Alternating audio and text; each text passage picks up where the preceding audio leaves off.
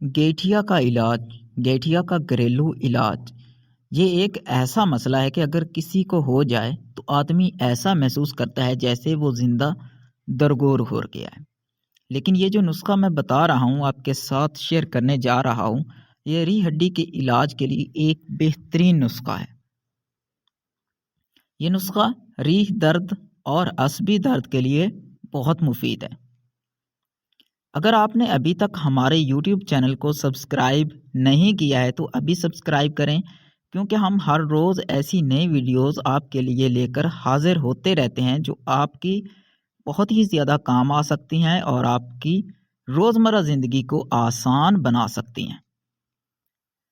سونف 10 gram, اجوائن 10 gram, پودینہ خشک 10 gram, انیسو 10 gram, میتھرے 5 gram, سونڈ 5 gram, مغز بادام 30 گرام۔ تمام اجزاء کو پیس کر صفوف بنا کر کسی ڈبے میں محفوظ رکھیں۔ آدھا چمچ چائے کا لے کر 2 کپ پانی میں ملا کر ہلکی آنچ پر پکائیں۔ جب 1 کپ رہ جائے تو اس میں حسب ذائقہ چینی اور 1 چٹکی نمک ملا کر چائے کی طرح گرم گرم پئیں۔ دن میں 3 کپ پئیں۔ کھانے سے پہلے یا بعد میں کم از کم 1 ماہ میں مرض ختم ہونے تک۔ مزید رات سوتے وقت 1 چمچ گلقند 1 گلاس نیم گرم دودھ کے ساتھ روزانہ استعمال کریں۔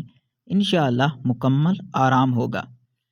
ریڑھ درد اور عصبی درد، یہ درد ایک جگہ سے دوسری جگہ بدلتا رہتا ہے، کبھی کولہے کے اندر محسوس ہوتا ہے، کبھی ٹانگ میں۔ اس مرض کا مریض کو اندازہ نہیں ہوتا کہ یہ کس جگہ میں ہے۔ دن رات مریض درد کی وجہ سے بے چین رہتا ہے، کسی ٹیسٹ وغیرہ سے بھی پتہ نہیں چلتا کہ یہ کیا ہے۔